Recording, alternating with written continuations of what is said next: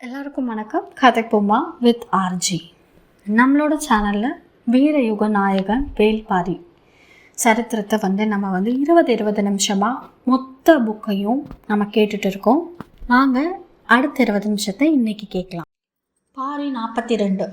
எலிவால் முகட்டின் செங்குத்தான ஏற்றத்தில் விரைந்து கொண்டிருந்தன பாரியின் கால்கள். வேட்டை விலங்கின் காலடை போல மண்ணில் கால் பாவாமல் விரைந்து கொண்டிருந்தன. எவ்வியூரில் புறப்பட்டதிலிருந்து கற்றுத்தருதலேயே கவனம் கொண்டிருந்தான் பாரி. மாணவர்கள் எவ்வளவு முயன்றும் அவனை வேகம் கொள்ள செய்ய முடியவில்லை.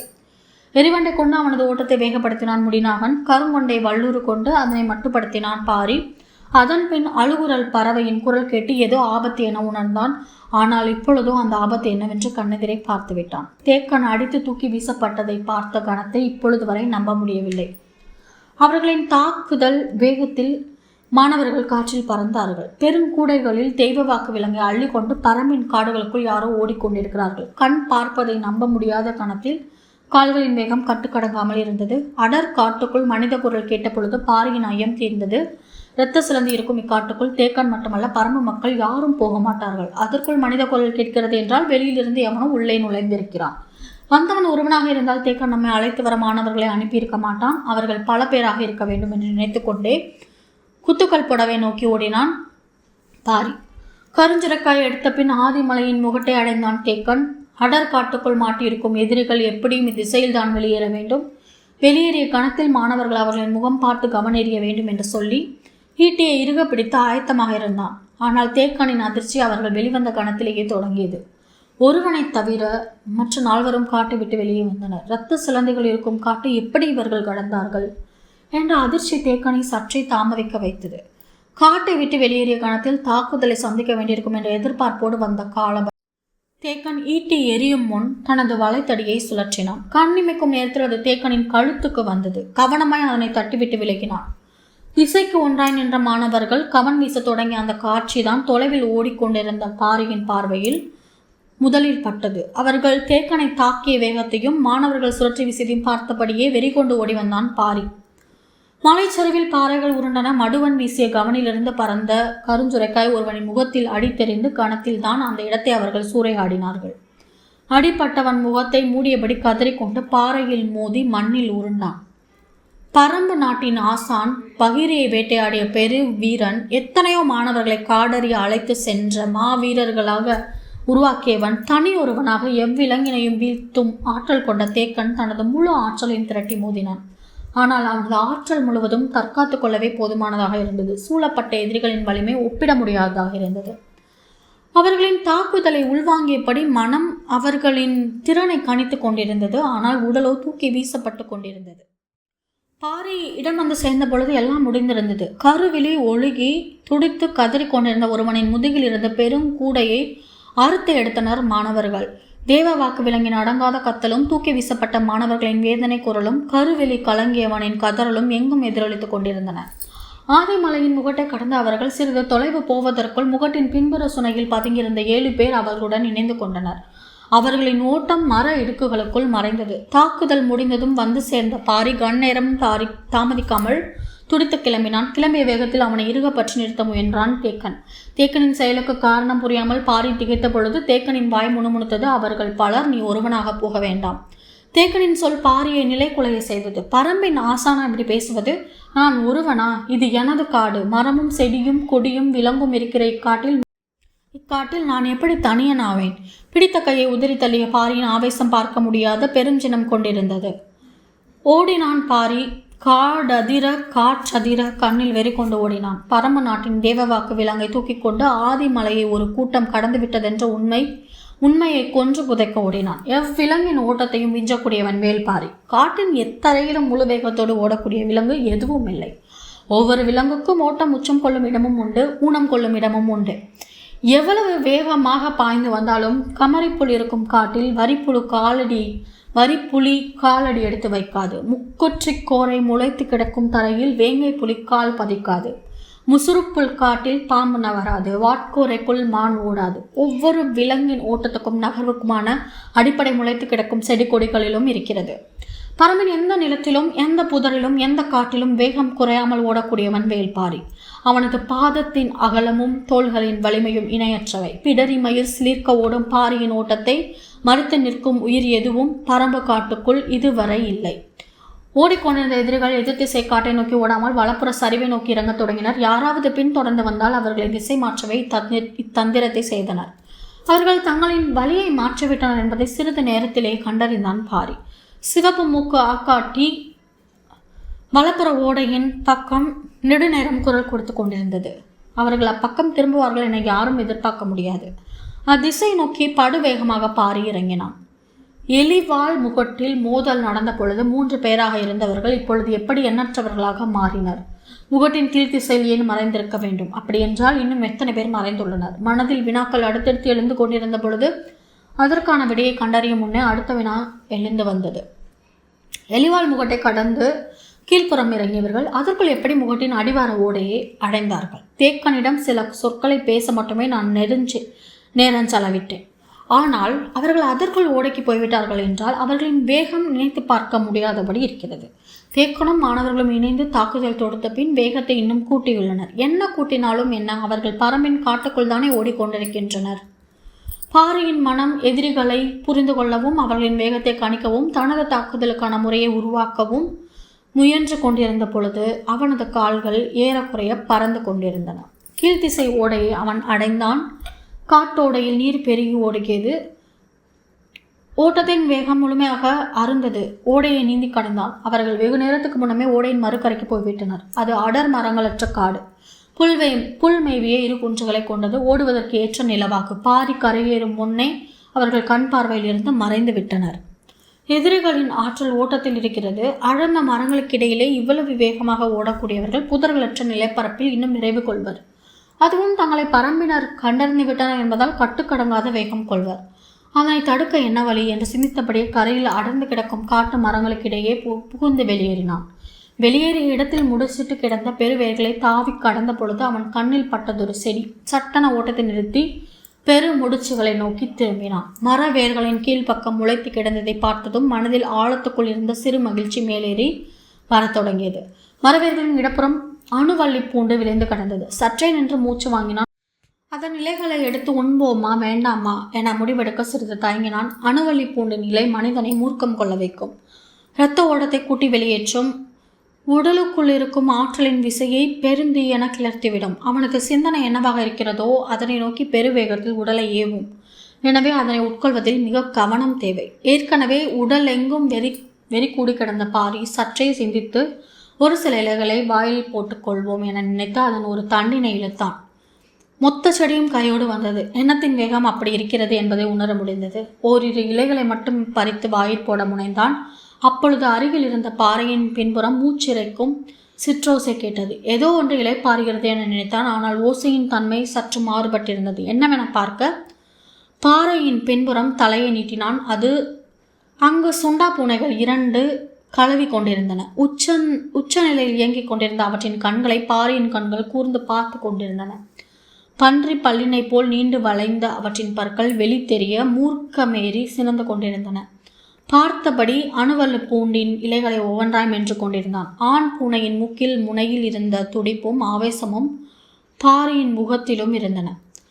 அவன் அம்முடிவை எடுப்பது என உறுதி கொண்ட பொழுது பறித்த செடியில் இலைகள் எவையும் மிஞ்சவில்லை. அவனது வேகமும் வெறியும் அப்படி இருந்தன. அவை இயங்கி முடிக்கும் கணத்துக்காக காத்திருந்தான். அவை தமது பணியை முடித்து விட்டன என்று அவன் முடிவு செய்த கணம் வலது கால் அருகிருந்த கல்லை எத்திவிட்டது. அந்த கல் கீழிருந்த பெண் பூனையின் முன்னெற்றியில் பட்டு தெரித்தது. சற்றே கண் சொருகியிருந்த அதை தாக்குதலால் வெகுண்ட பொழுது மேலிருந்த ஆண் பூனை நிலை தடுமாறி சரிந்தது. 2 கண்களுக்கும் முன்னால் பாரி. கலவி முடிந்ததும் உருவாகும் தீரா பசியோடு சீண்டிவிடப்பட்ட சினமும் சேர்ந்தது. 2 நின்று கொண்டிருப்பவனை தாக்க பாய தொடங்கிய பொழுது அவன் தனது வேலையை காட்டத் தொடங்கினான். கால்கள் முன் பாய்ந்து ஓடத் தொடங்கின. சுண்டா பூனையின் வெறி கணக்கில்லாத மடங்கு பெருகியது. சீண்டலின் உச்சத்துக்கு 2 பூனைகளும் உள்ளாயின. சுண்டா பூனையின் மூர்க்கமும் அணுவல்லி பூண்டின் நிலைகள் கிளத்திய மூர்க்கமும் காற்றை கிழித்து காட்டை அதிர செய்தன. பாரியும் வெறி கொண்ட 2 விலங்குகளும் ஓடிய வேகம் இதுவரை காடு பார்த்திராதது. ஓட்டத்தின் வேகம் கூட கூட சுண்டா பூனைகளின் வெறி மேலேறியபடி இருந்தது. காலை பொழுதில் தொடங்கிய கலவி இவ்வுச்சி பொழுதில்தான் முடிவுக்கு வந்தது. உடல் மொத்தமும் இடைவிடாது இயங்கி முடித்ததும் அடிவயிறெங்கும் பற்றி எழும் பசி நெருப்பு அவற்றின் மூர்க்கத்தை எண்ணிலடங்காத மடங்கு அதிகப்படுத்தியது. கல்லால் அடித்து சீண்டிவிட்டு சீண்டியவனின் கால்கள் நிற்காமல் ஓடும் பொழுது அவை இதுவரை இல்லாத சினமும் சீற்றமும் மிக்கவைகளாகின. காடறிய அடிநாக்கில் நஞ்சு கசப்பை உள்வாங்கிய மாணவர்கள் நேற்றிருந்து ஓடிக்கொண்டே இருக்கிறார்கள். கொடும் நஞ்சு இடைவிடாமல் அவர்களின் தொண்டைக்குள் சுரந்து கொண்டே இருக்க என்ன ஒரு வேதனை அவர்கள் அனுபவித்திருப்பார்கள். வீரகுடி ஆசானை அடித்து தூக்கி போட்டு தேவவாக்கு விலங்கை தூக்கி செல்லும் வலிமை உலகில் யாருக்கோ இருக்கிறது என்பதை ஏற்றுக்கொள்வதும் செத்து மடிவதும் ஒன்றுதான். பரம்பு நாட்டின் அடையாளத்தை எடுத்து செல்லும் இவர்களின் உயிர் இன்னும் பரம்பின் எல்லைக்குள் தான் இருக்கிறது என்பதை சகித்து கொள்ள முடியாத கோபமும் வெறியும் பாரியை கட்டுக்கடங்காத ஆவேசம் கொள்ள செய்தன.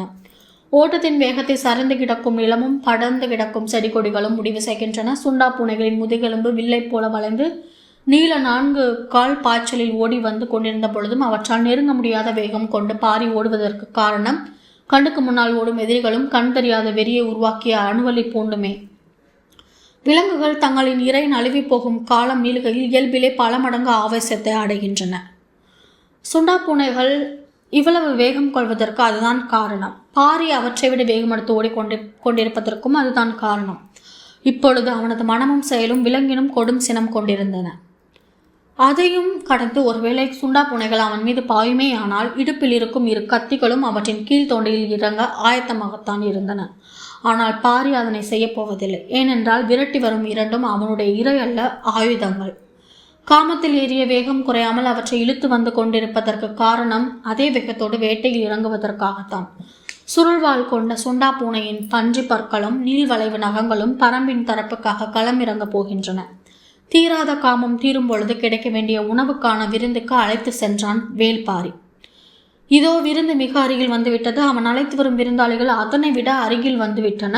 முன்னால் ஓடிக்கொண்டிருப்பது வேட்டை உணவு, பின்னால் வந்து கொண்டிருப்பன வேட்டை விலங்குகள். 2க்கும் இடையில் விட்டு விலகும் சரியான கணத்தை முன்வைத்த கால் விரல்கள் தீர்மானித்தன. பாரி இடப்புற பள்ளம் நோக்கி எவ்வி பாய்ந்து சரிந்த கணத்தினை சுண்டா பூனைகளால் நினைவு கொள்ள முடியாமல் இருந்ததற்கு காரணம் கையளவு தொலைவில் ஓடிக்கொண்டிருந்த எண்ணற்ற மனிதர்களின் ஓட்டம். சரிவில் உருண்டு வேர்கள் பிடித்து இங்கும் அங்குமாக தூக்கி வீசப்பட்ட அடிப்பள்ளத்தில் பாரி நிலை கொண்ட பொழுது மேலே வேட்டை முழு வேகத்தில் நடந்து கொண்டிருந்தது. சுண்டா பூனைகளின் ஆவேசத்துக்கும் ஆற்றலுக்கும் இறை எதுவும் மிஞ்சாது.